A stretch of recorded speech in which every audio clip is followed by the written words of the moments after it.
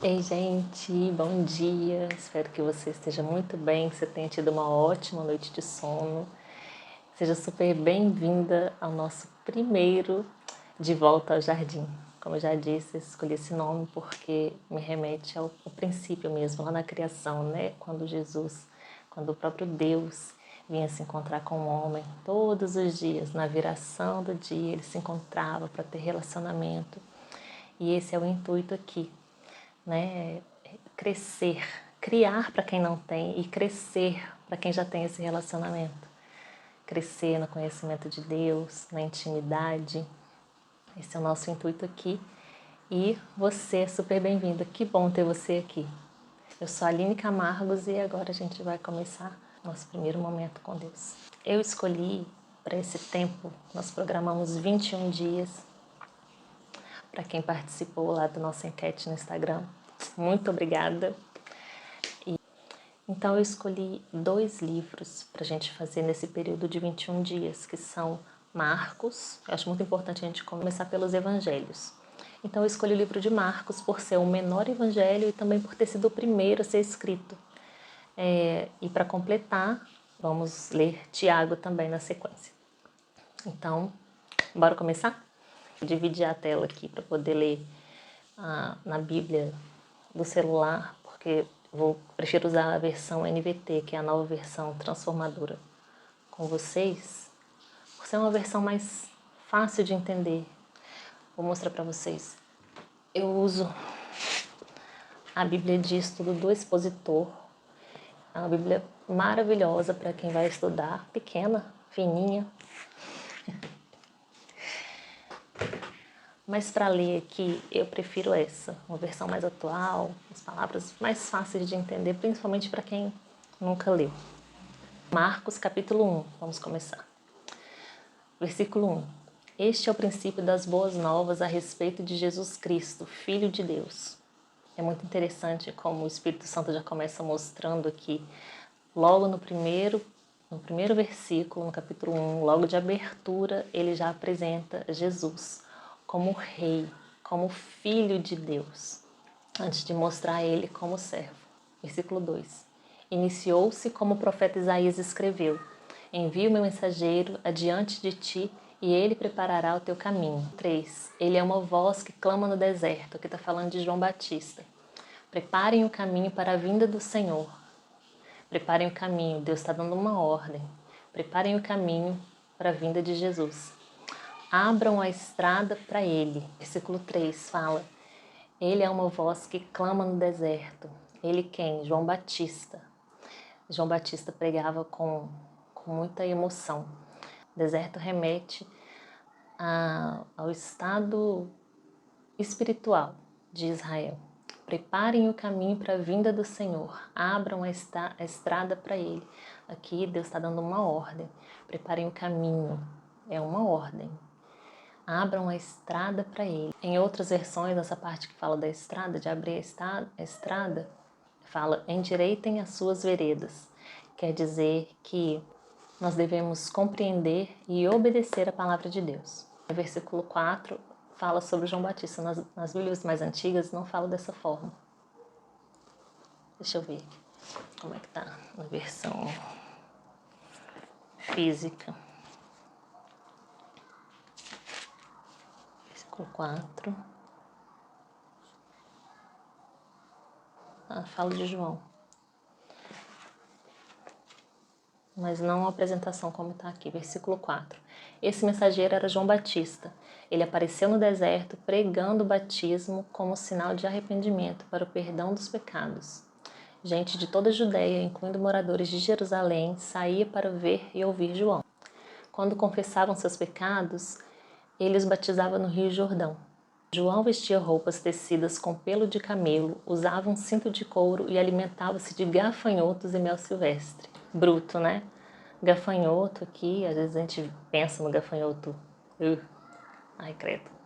A gente pensa no gafanhoto cru, mas não, naquela época era muito comum, naqueles lugares, nesses lugares no deserto, eles pegarem o gafanhoto e deixar ele ali torrando no sol, ficar bem sequinho, bem suculento, bem sequinho, bem crocante, para poder comer junto com o mel. curioso. Só uma curiosidade aí para você. Versículo 7. João anunciava: depois de mim virá alguém mais poderoso que eu, alguém tão superior que eu não sou digno de me abaixar e desamarrar as correias de suas sandálias. Eu os batizo com água, mas ele os batizará com o Espírito Santo. É muito lindo, né? Versículo 9, o batismo de Jesus. Certo dia, Jesus veio de Nazaré, da Galileia, e João o batizou no Rio Jordão. Enquanto saía da água, João viu o céu se abrir e o Espírito Santo descer sobre Jesus como uma pomba. E uma voz do céu disse: Você é meu filho amado, que me dá grande alegria, ou em quem tenho prazer, em quem me comprazo, né? As versões mais antigas vão falar dessa forma.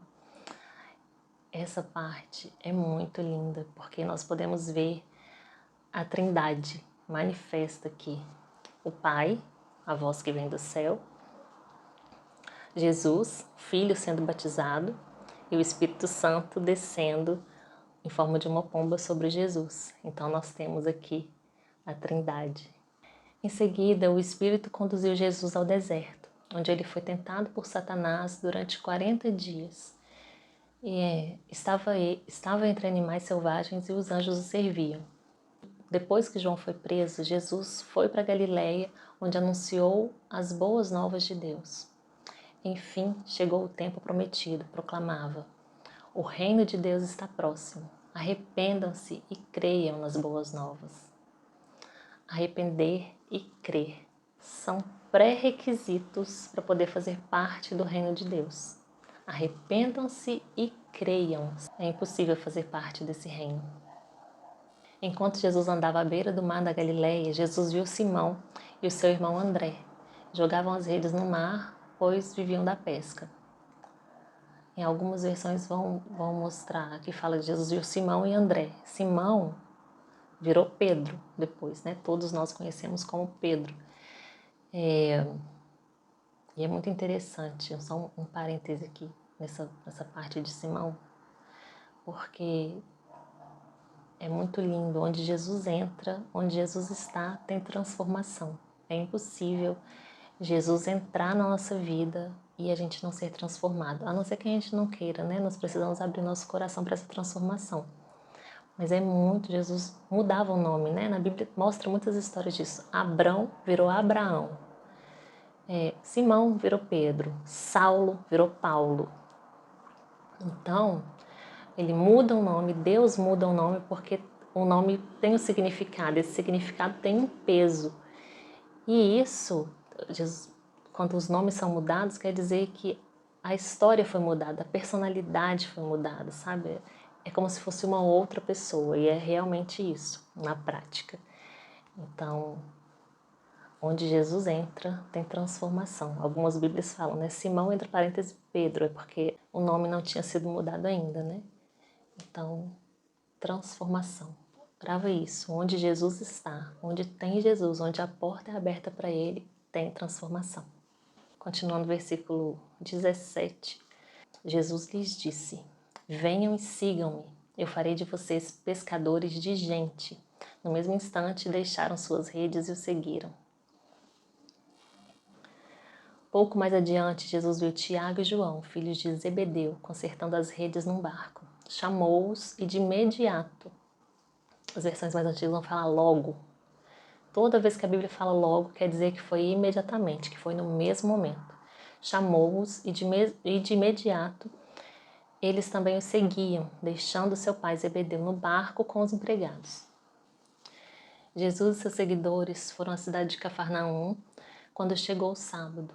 Entrou na sinagoga e começou a ensinar, e o povo ficou admirado com seu ensino, pois ele falava com verdadeira autoridade, diferente dos mestres da lei, ou os fariseus. E o que a gente entende com isso?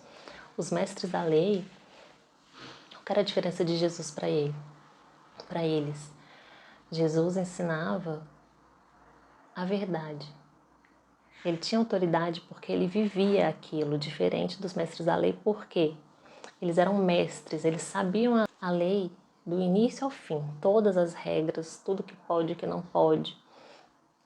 E eles sabiam, mas eles eram pessoas que ficavam atrás dos outros para julgar, para condenar, para fazer com que o outro cumprisse a lei. E não com o amor que Jesus ensinava, com a autoridade de quem vive. Quem vive aquilo que ele prega tem autoridade. A gente percebe a diferença. Não são meras palavras. Agora, quem só sabe da lei e não pratica é hipócrita como o fariseu. De repente, um homem ali na sinagoga, possuído por um espírito imundo, gritou: "Por que vem nos importunar, Jesus de Nazaré? Veio para nos destruir? Sei quem é você, o Santo de Deus." "Cale-se", repreendeu Jesus. "Saia desse homem." Então o espírito imundo soltou um grito, sacudiu o homem violentamente e saiu dele. Em outras versões mais antigas, na minha Bíblia impressa, fala que, ao invés de sacudiu, fala que convulsionou o homem, né? E quando Jesus fala, até o inferno obedece. Quando Jesus dá uma ordem, o inferno precisa obedecer. E a pressa de obedecer a Jesus, porque ele sabe da autoridade que Jesus tem. O Pai deu toda a autoridade para Jesus, deu para ele um nome que está acima de todo nome. Jesus é autoridade não só no céu, como também na terra e no inferno. Ele tem toda a autoridade. Então essa violência, essa pressa para sair, acabou convulsionando o homem. Versículo 27. Todos os presentes ficaram admirados e começaram a discutir o que tinha acontecido. Que ensinamento novo é esse? Perguntavam. Como tem autoridade, até os espíritos impuros obedecem às ordens dele. As notícias a respeito de Jesus se espalharam rapidamente por toda a região da Galileia. Depois que Jesus saiu da sinagoga com Tiago e João, foram à casa de Simão e André. A sogra de Simão estava de cama, com febre. Imediatamente falaram a seu respeito para Jesus. Ele foi até ela, tomou-a pela mão, ajudou a levantar-se. A febre a deixou e ela passou a servi-los. Ao entardecer, depois que o sol se pôs, trouxeram a Jesus muitos enfermos e possuídos por demônios. Toda a cidade se reuniu à porta da casa para observar. Então Jesus curou muitas pessoas que sofriam de diversas enfermidades e expulsou muitos demônios. Não permitia, porém, que os demônios falassem, pois sabiam quem ele era. Aqui a gente entende que não era o tempo, né, de Jesus ser totalmente conhecido. Como os demônios sabiam que ele era, ele não permitia que eles falassem, não. Sempre mandava o demônio calar a boca e sair. Mas eu vejo também como um exemplo, quando a gente precisa expulsar um demônio, um espírito maligno, a gente não tem que ficar entrevistando o demônio, não. Manda ele embora e tchau, sai daqui. No dia seguinte, antes do amanhecer, Jesus se levantou e foi a um lugar isolado para orar. Mais tarde, Simão e os outros saíram para procurá-lo. Quando o encontraram, disseram: "Todos estão à sua procura." Jesus respondeu: "Devemos prosseguir para as outras cidades, lá também anunciar a minha mensagem. Foi para isso que eu vim." Então ele viajou por toda a região da Galileia, pregando nas sinagogas e expulsando demônios. Um leproso veio e ajoelhou-se diante de Jesus, implorando para ser curado. "Se o Senhor quiser, pode me curar e me deixar limpo." Cheio de compaixão, Jesus estendeu a mão e tocou nele e disse: "Eu quero, seja curado e fique limpo." No mesmo instante, a lepra desapareceu e o homem foi curado. Então Jesus se despediu dele com uma forte advertência. Já vou falar da advertência, mas antes eu quero frisar aqui que às vezes a gente tem a tendência de querer ficar aqui paradinho esperando as coisas acontecerem, mas não é bem assim que as coisas acontecem. Quando a gente precisa de cura, quando a gente precisa de libertação, de algo de Deus, a gente precisa se movimentar, a gente precisa buscar. Por que esse homem foi curado? Porque ele foi atrás de Jesus, ele sabia que tinha um homem na cidade que estava realizando grandes milagres. E ele tinha fé, esse homem pode me curar, eu vou até lá. Ele não ficou sentado esperando Jesus vir até ele e realizar um milagre. Ele foi lá e procurou Jesus e falou com ele: "Se o Senhor quiser, o Senhor pode me deixar limpo, o Senhor pode me curar." E Jesus teve compaixão e fez o milagre na vida dele. Então, a mesma coisa quando Deus escolhe alguém. Quando Deus escolheu Davi, ungiu Davi como rei, Davi não estava em casa. Davi estava onde? No pasto, cuidando das ovelhas do seu pai. Seus irmãos todos estavam dentro de casa, fazendo o quê? Não sei. Mas Davi estava trabalhando, estava se movimentando. Deus é um Deus de movimento. Então, se a gente quer algo de Deus, a gente precisa se movimentar, sair da inércia. Jesus deu uma forte advertência, né? Não conte isso a ninguém. Vá e apresente seu sacerdote para que ele o examine. Leve a oferta que a lei de Moisés exige pela sua purificação. Isso servirá como testemunho. O homem, porém, saiu e começou a contar a todos o que havia acontecido. Gente, pensa num ex-leproso fofoqueiro. Por isso, em pouco tempo, grandes multidões cercaram Jesus e ele já não conseguia entrar publicamente em cidade alguma. Meu pai. Linguarudo. E embora se mantivesse em lugares isolados, gente de toda parte vinha até ele. Ai, ai, a gente sabe que tudo tem um propósito, né? O propósito de Jesus era vir, morrer, né? Se entregar, morrer por nós para ressuscitar, nos dar a vida eterna, nos libertar. Foi para isso que ele veio. Porém, a gente entende que tudo na vida tem consequência. Obedecer a Deus tem consequências boas. Desobedecer também tem, causa morte, né? Aqui Jesus já ficou mais famoso do que ele era, porque ele desobedeceu a Jesus. Desobedeceu uma ordem. Jesus, como é que fala aqui? Jesus se despediu dele com uma forte advertência. Ele deu uma ordem para ele, não fala para ninguém. Mas chega a ser engraçado, né? Que parece psicologia reversa, quando a gente fala algo para alguém esperando que ela faça o contrário. Meu filho direto, tem só 3 anos, ele tá naquela fase de eu quero tudo, e aí esses dias ele machucou o dedo, que ele tava mexendo na unha, e eu falei, não faz isso, para, vai machucar, a mãe já tirou aqui a pelinha e tal, não puxa, não tem quando dar aquelas pelinhas, você vai lá e tira, rasga a pele. Ele fez isso. Eu já tinha falado, para de mexer, vai machucar, a mãe vai tirar pra você. Tirei, ele continuou com o dente. De repente, mamãe, ai mamãe, eu machuquei, não sei o que, coloca um band-aid, blá blá blá. Chorou horrores, um negócio desse tamanho. Mas quando eu falo com ele, isso mesmo, continua, agora vai lá, continua pra você machucar de novo. Ele foi lá e parou, não continuou fazendo mais. Então é psicologia reversa, eu queria que ele parasse e continuou. E falei pra ele fazer, e ele foi lá e parou. Então, chega a ser engraçado, né? Como Jesus pode falar uma coisa dessas para uma pessoa que foi curada, gente, de lepra. Lepra feria a pele inteira. A pessoa ficava sem a família, ela se isolava, igual na quarentena. A pessoa ficava isolada, só convivia com outras pessoas que tinham lepra. Só isso, porque era contagioso, então ela não podia ficar no convívio ali da sociedade, no convívio com a família. Era uma pessoa excluída, né? Se tornava uma pessoa excluída da sociedade, excluída do convívio com outras pessoas saudáveis. E essa parte também me fala muito sobre ambiente. Esse leproso saiu do ambiente do ambiente doente. Ele precisava ser curado. A mesma coisa acontece com a gente. Se nós vivemos num ambiente doente e se a gente continua ali naquele ambiente, nós vamos permanecer doentes. Mas a partir do momento que a gente sai e vai buscar cura, e a gente recebe a cura do nosso Deus, recebe a libertação, a gente tem o direito de voltar a viver uma vida normal, o contrário também acontece. Quando você está puro, você recebeu o seu milagre, e aí você decide voltar para aquele ambiente de doença, para aquele ambiente hostil, você se fere de novo, você se machuca de novo, você vai ficar doente novamente.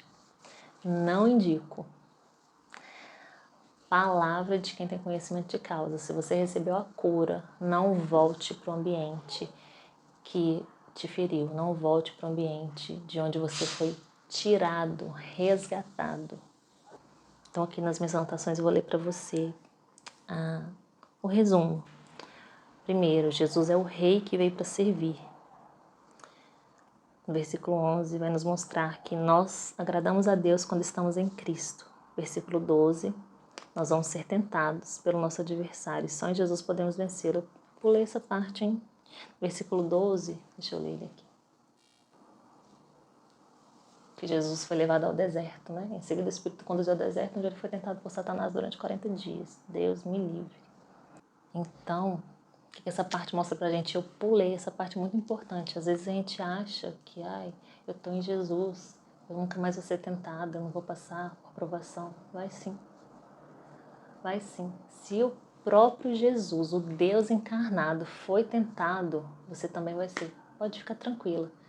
Mas a vitória é certa quando a gente está firme em Jesus, quando a gente está firmado nele, ali na rocha, apoiado nele, tendo ele como nossa base, como nosso amigo, como nosso conselheiro, como o nosso Deus.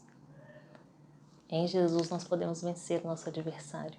A Bíblia fala que a nossa luta não é contra a carne ou sangue, não é uns contra os outros, né? É contra o mal que está no outro. Não, nunca contra a pessoa, mas contra o espírito que está nela, atuando através dela, né? Então, quando tem alguém te perseguindo, alguém na sua cola, te chateando, ora por ela. Ora para ela ser liberta, ora para ela ser livre. Joelho no chão, oração. Então, versículo 12, nós vamos vencer em Jesus. 16, Jesus nos transforma para viver e cumprir o seu chamado, para dar testemunho de quem Ele é em nós. 25, Ele é autoridade sobre tudo e sobre todos, inclusive sobre os demônios e o inferno. 29, Ele cura. 34, Ele liberta.